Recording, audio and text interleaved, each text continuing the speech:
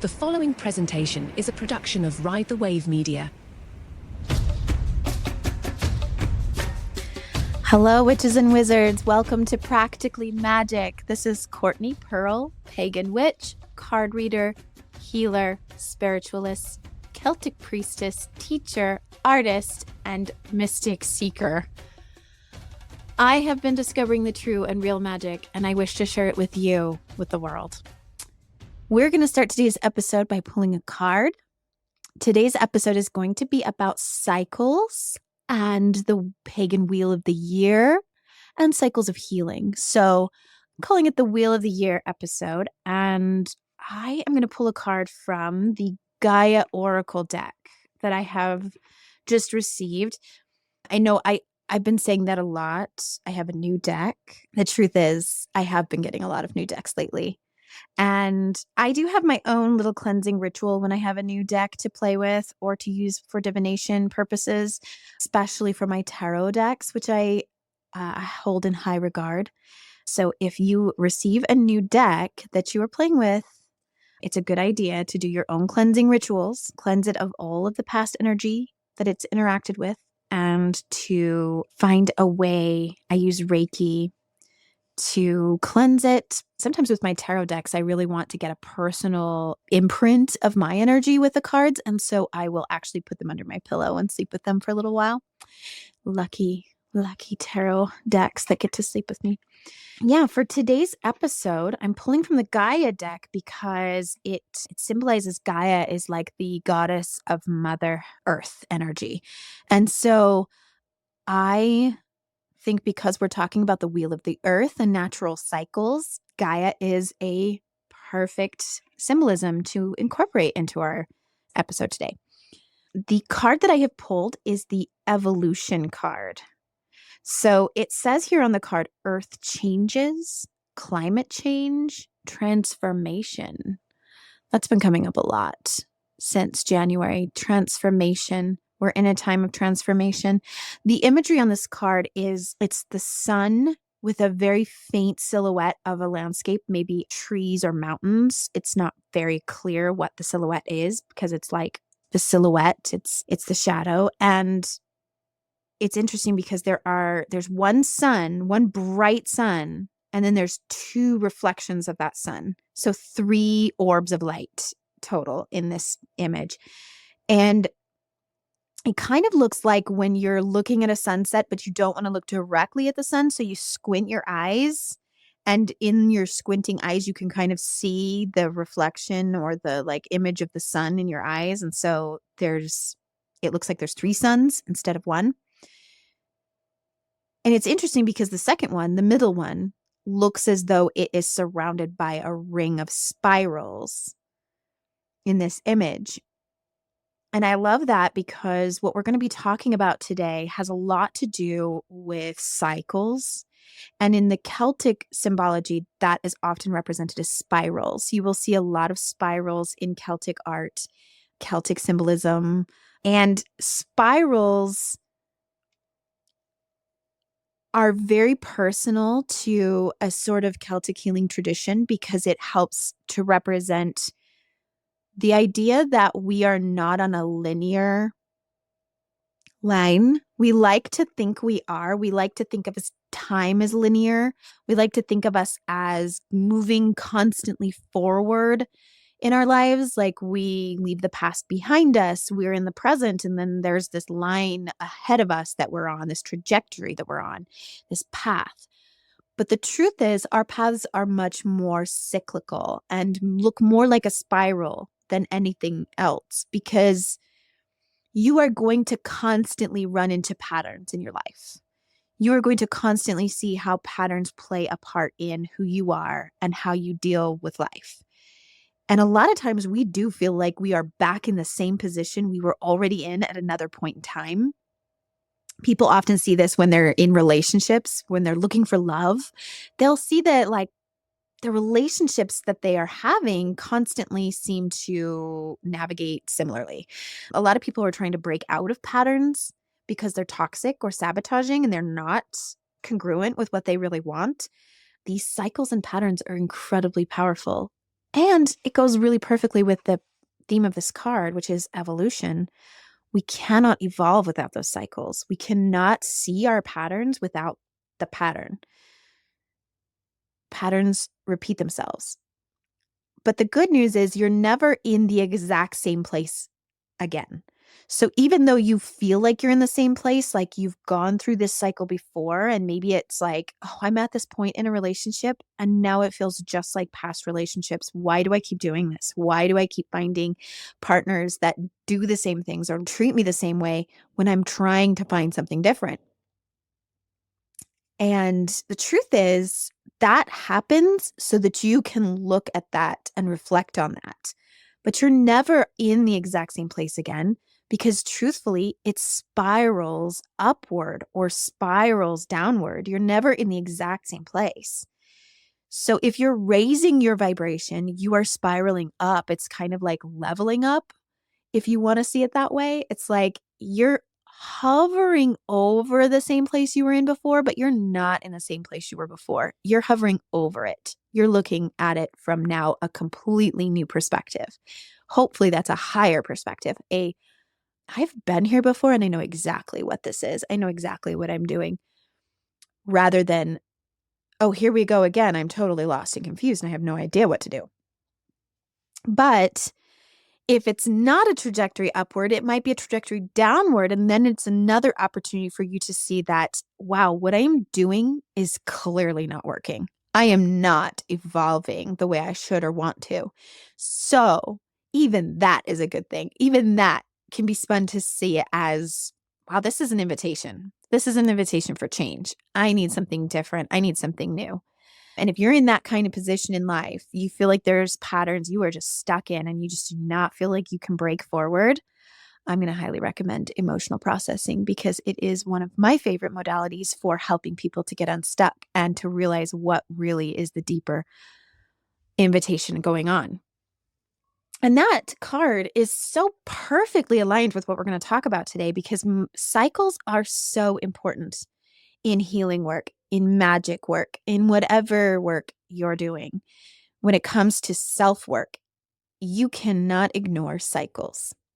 And today I want to talk a little bit about cycles and the Pagan Wheel of the Year, but I'm going to talk about it in the sense of healing cycles, in self-awareness cycles, because we have come from a tradition that, I know for myself, coming from a Mormon background, which is just a branch of Christianity, which is fairly new to the earth. If you're looking at the timeline of the entire earth and the entire existence of human beings, even Christianity is fairly new. And it's not just Christianity, but like patriarchal belief systems, such as the Zeus or Ra in Egypt, Zeus in Greek. These are patriarchal societies.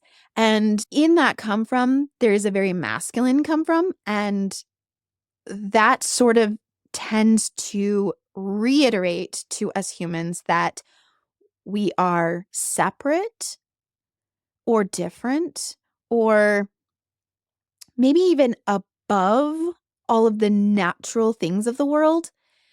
And it separates us from the natural. So, for example, well, let's just look at how the past few hundred years has affected Turtle Island, America, North America that I live on here. I call it Turtle Island because that comes from a mythology and folklore of the indigenous people on this land. And, just looking at how people from Northern Europe have come to this land and sort of treated it like they had a claim to it, a God-given right to use it however they will, and see ourselves as different or sort of superior to the natural cycles of it. Like trees are just objects, or the seasons come and go, but we are the same. We are above all that. We continue to go to work and do what we do every single day. And the more I thought about the subject of cycles, and the more I thought about the Pagan Wheel of the Year, which I'm going to talk about, the more I thought about how we've distanced ourselves from the natural. That even within our own bodies, have we really been in tune with the natural cycles of what we are doing or what we need or how we thrive. And how did we get so far in our mentality of how we interact with that we think we're not affected by cycles, that we are like, yeah, seasons come and go, but like, I still have to go to work. I still have to go to school. I still have to get up every day at the same time. I mean, we have separated ourselves so much that we think we are not affected by those cycles. We're just like, I'm going to just live my life. And the truth is, separating ourselves from that has done us a world of disservice. And I'm going to invite everybody listening to welcome cycles back into your life. Whether that means the seasons, whether that means the cycles of the moon, the monthly cycles, or whether that means just tracking your own personal cycles of when you feel at your most productive and when you are in need of rest. Because just being aware of your cycles or where your cycles might be off is going to give you so much insight and healing into yourself that you will be transformed. It will be like a new life.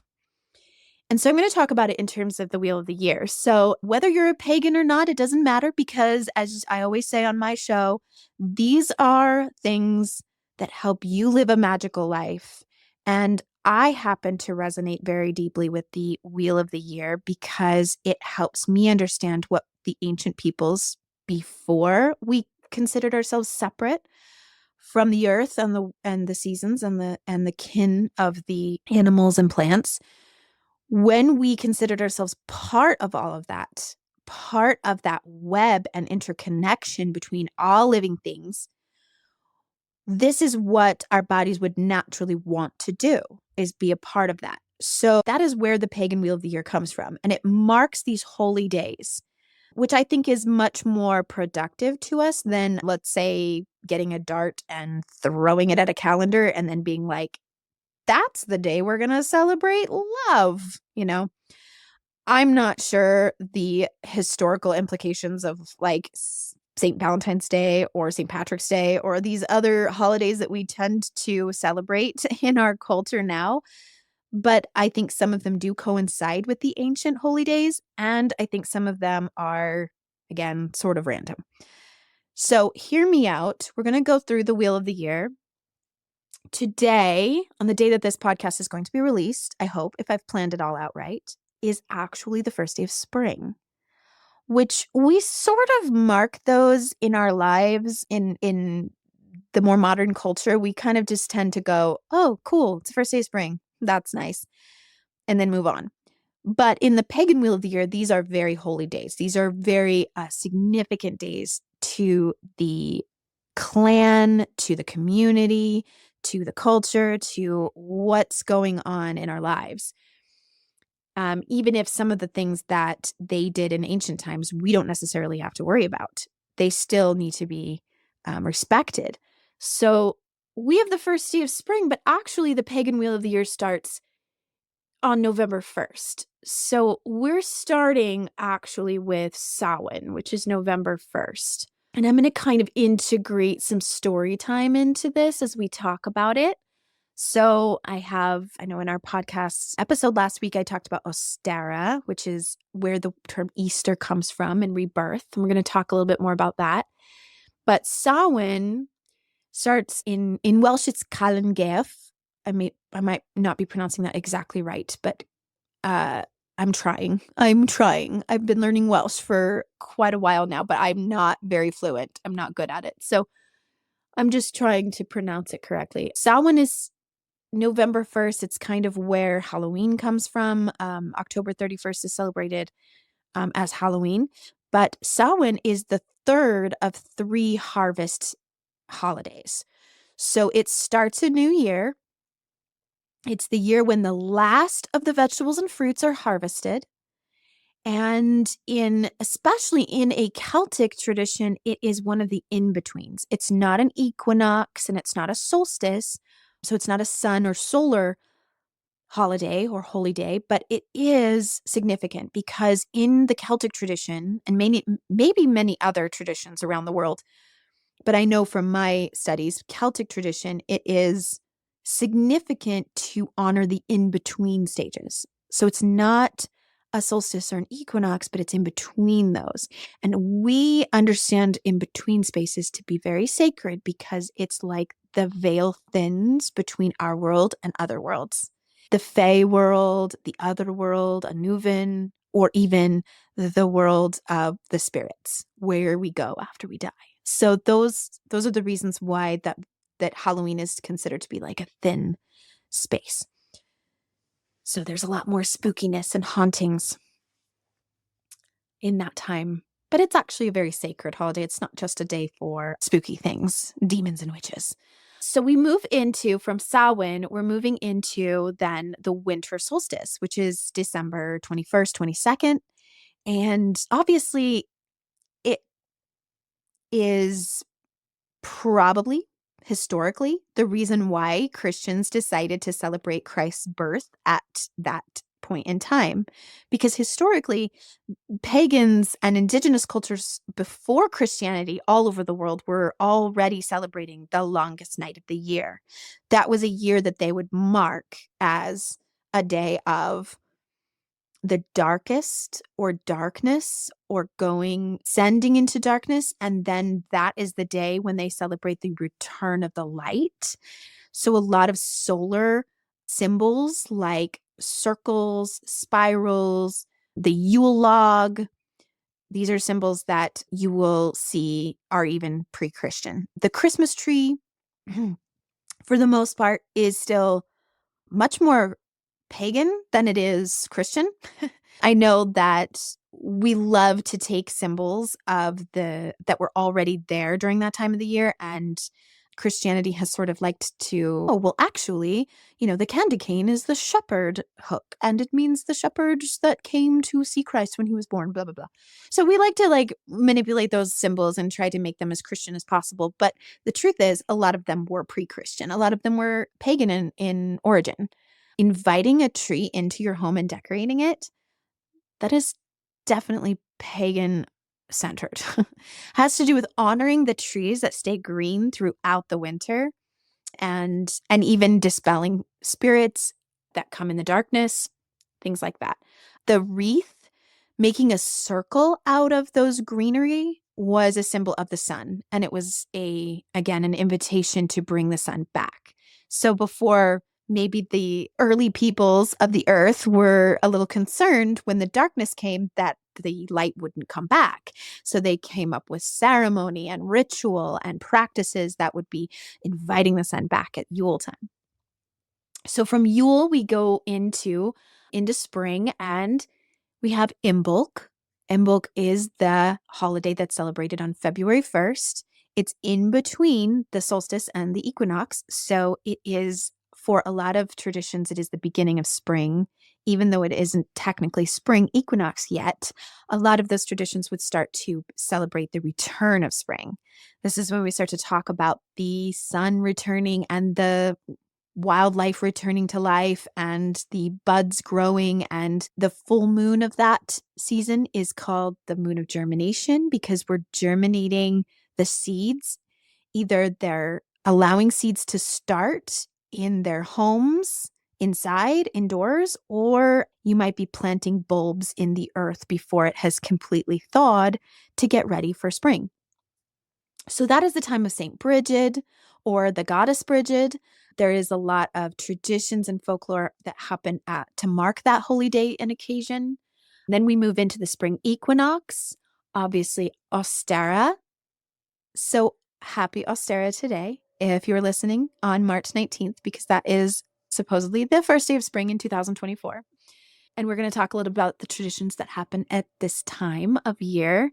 But we're actually marking the halfway point, meaning that the daylight and the dark are equal. That's why it's called equinox. And these are marking the occasions in the northern hemisphere. So if you're listening in the southern hemisphere, I know a lot of these are going to be opposites of the dates. But stick with me because it's just opposite. we move from Austera into Beltane, which is May 1st or May Day. And a lot of the Northern European traditions of this day are still intact. You can go, and maybe people don't always realize where they originated, but Beltane is mentioned a lot in texts because it's sort of fertility rites. It's like maybe the ancient pagans, they had certain fertility ceremonies or rituals that had to do with engaging in activities that would produce babies. And the maypole comes from these traditions. So the maypole is a phallic symbol with flowers bursting from the top. So if you didn't recognize that that was a fertility symbol and that we're dancing around the phallic symbol, well, that is what it is. It's just where it originated. It was basically a blessing. So the horned god would marry the May Queen. There would be fertility rites happening. There'd be sacred marriages, the sacred marriage between the king and the land. This is when all that symbology is happening. And it is a cleansing.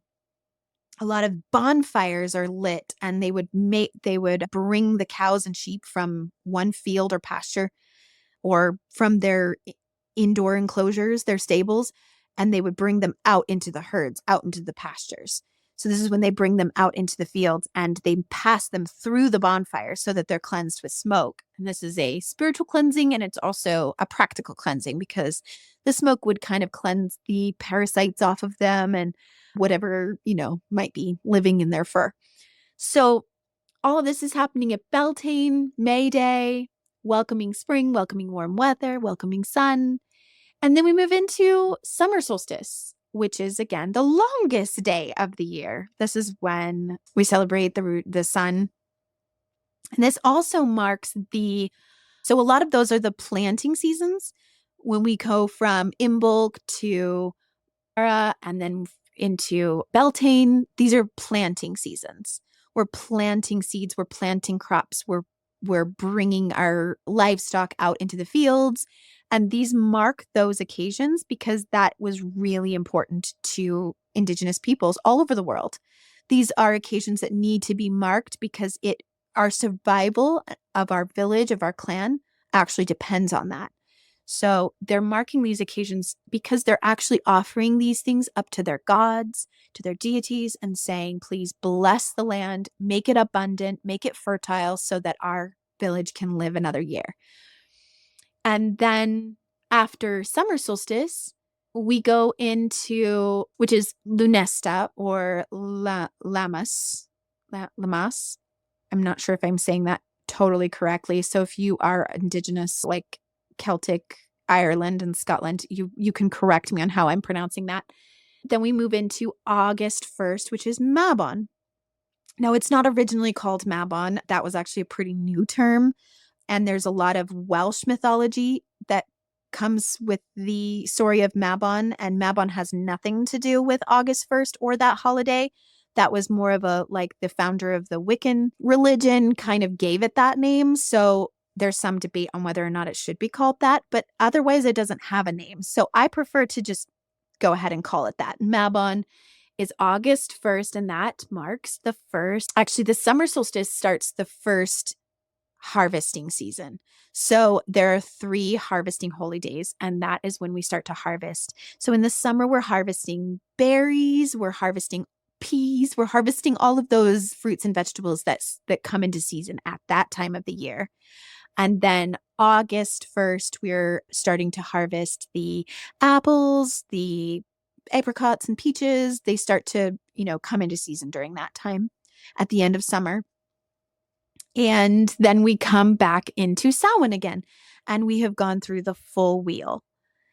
Now, what this means for us is that if we do not pay attention to those markings or just marking the seasons as we go through them, our bodies are already responding to those natural cycles. We've all heard of the seasonal affective depression disorder where you get depressed during winter.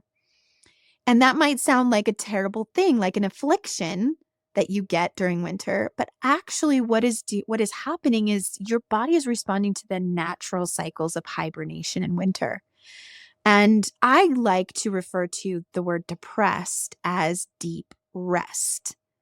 Basically, you need that rest. Everybody does. We need hibernation. We need moments. And whether it comes with the seasons or it comes with the cycles of our lives, it might be daily, it might be monthly.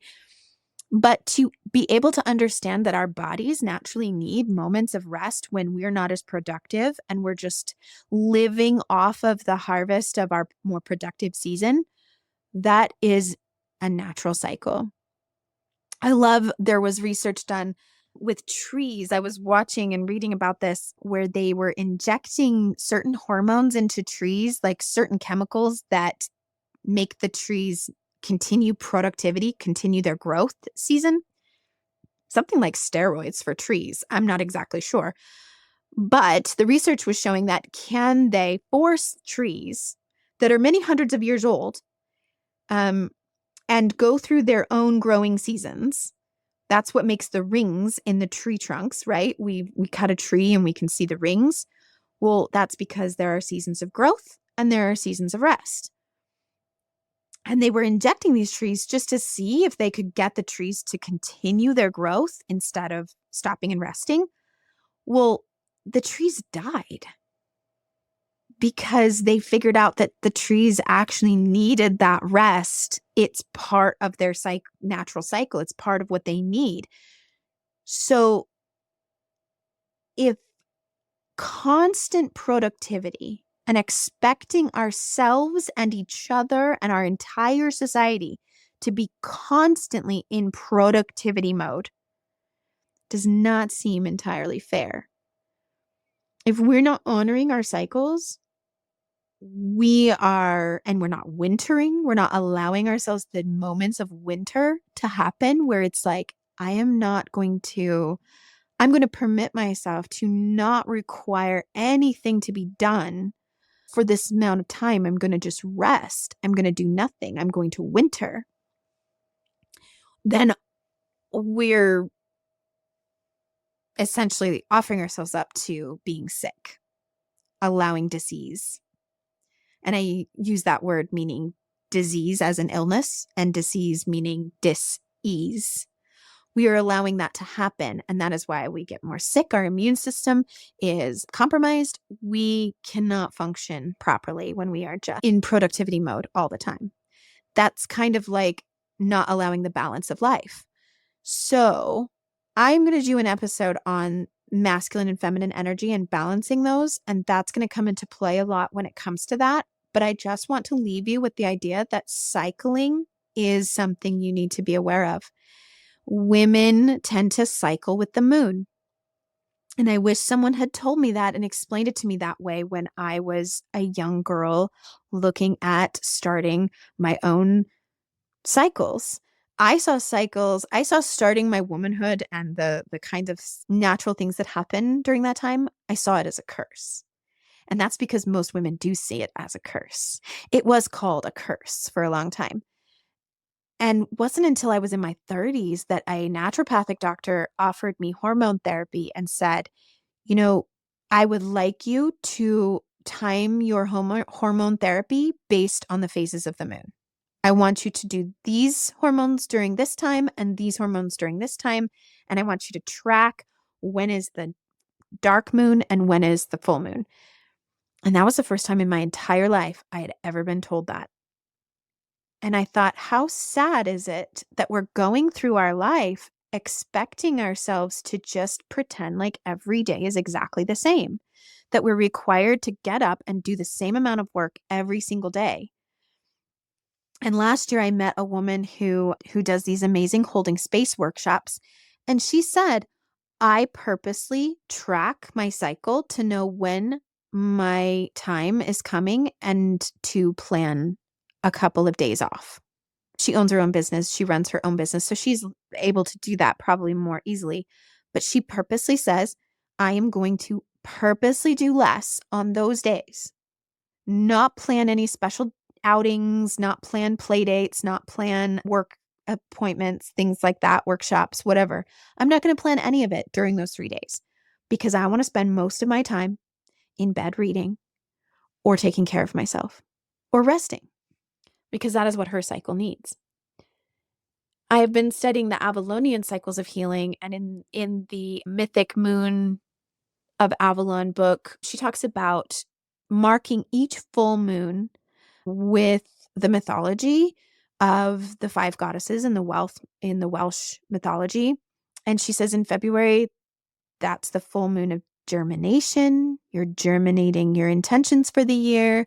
And then we are moving into what is going to be the moon of evocation. So she says, and I'm quoting from the book, a calling forth of new beginnings from out of slowly weakening entanglements of shadow. And this is in the Mythic Moons of Avalon. I will resource this at the end, and I will also post that in my blog so you know where to find that information. And I love how she explains the Avalonian cycles of healing, which I now use when I am doing an IPT process or session with someone, because even an emotional process session is going to go through an entire cycle. We're going through the cycle of emergence. We're going into the cauldron, into the darkness of our heart, into our bodies, figuring out what it is that is stuck there. So we're going through a confrontation stage, and then we're going to emerge from that stage into kind of the working it into our new lives. So you have to go through that entire cycle in order to come out the other side and know exactly what it is you need. And being stuck or having stuck energy, like I was saying about cycles before, that is just an invitation to look into that deeper. And there is real magic in being able to address, what cycle am I in right now? Am I in a cycle of transformation? Am I in a cycle of confrontation? Am I in a moment where I'm really at battle with myself? Or am I doing really well because I just came out of that cycle? So now I'm using and utilizing new ideas into my life.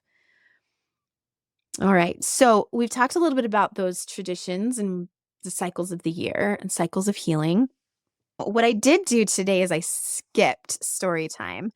And I just want to go through a couple of stories that have to do with the first of the year, the spring of the year, because today is spring. I want to mark this occasion. One of my favorite stories, and this comes from No Country for Old Women, and it's the story of the Cailleach in Scotland. This is kind of an origin story, and I won't read it. I'm just going to kind of paraphrase it. I'm going to just summarize it real quick for you. But if you ever get a hold of this story in the way that it's written in this book, it's absolutely beautiful with imagery. So please read it if you have the time. And it's the story about how on a Beltane morning, the Cailleach is an old woman. She has creaky bones, and she's starting to get to a point where she always goes to the well of youth and drinks from the water and dips into the lake. And when she dips into the lake, she always is renewed young again. And this is how the mythology goes. But in this story, she's actually questioning it. She's wondering if she should do that or if she should just let herself die. Because in this new world, in this new age, she has become kind of powerless against humans and the atrocities that they have put upon the earth. And she can no longer have the energy to continue making the earth and making it what it is, because she's just so tired. So she's contemplating just giving up, letting her life end. And as she's doing this, she's hearing the dog barking, and she knows if she does not get to the lake by the time the dog starts barking or the dog is there, then she'll run out of time. She won't make it. So she has to make this decision. And she starts making her way down the hill, down the forest to the lake. And she notices at some point in this journey, she notices a fox on the ground, and the fox has died. And she's devastated at this image of like, look at this fox that's died. But in that moment, she lays down with the fox, and she's thinking to herself, I think I might just die too. I think I'm going to go with this fox. What would it be like to just let myself rest eternally as this fox has done?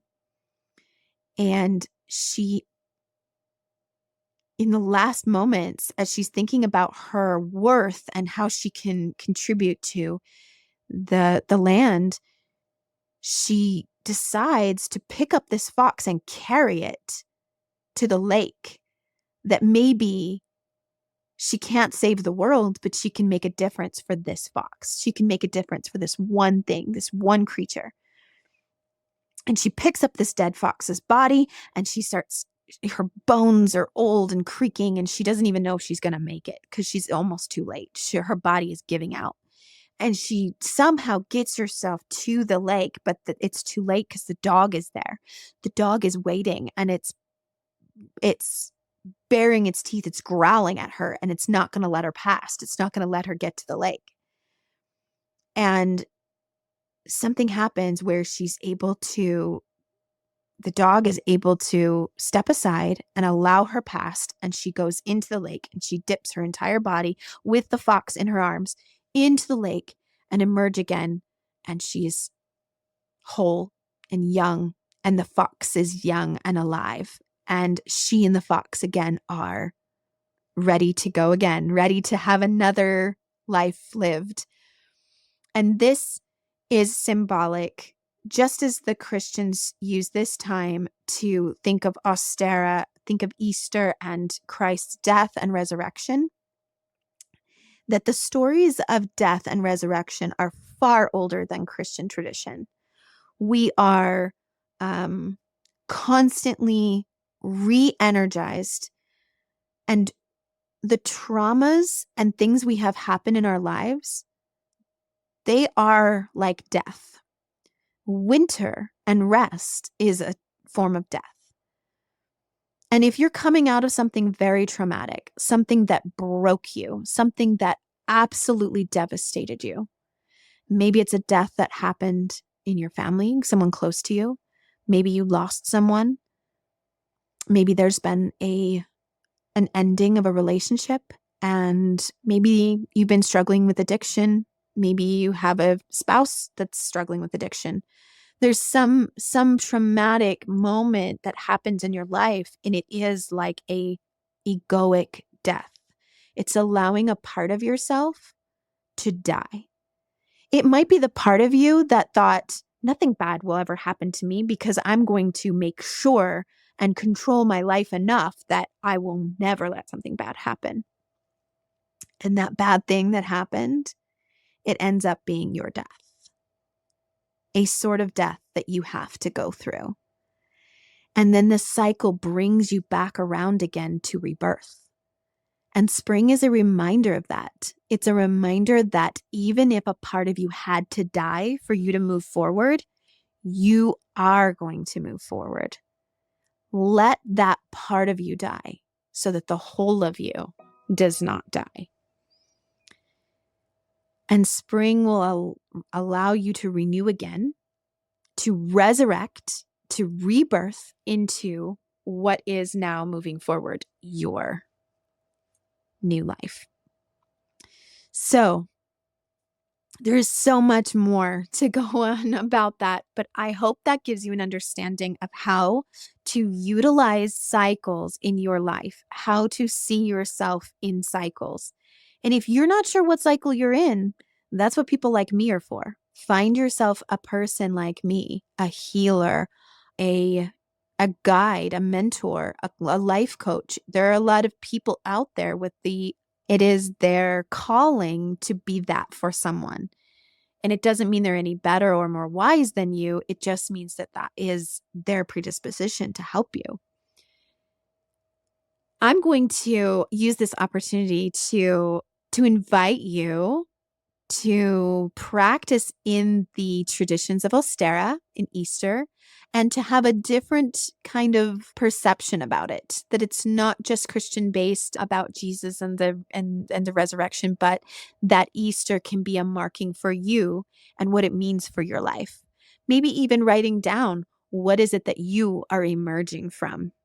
What sort of death have you experienced in the last year or in the winter or anytime really that you are ready to be reborn from? I have a question from a listener, and this one was a good question I really want to address really quick. I had a question come in that said, are these practices that you're talking about, are they safe for children? And my answer to that, very simple, short answer is yes.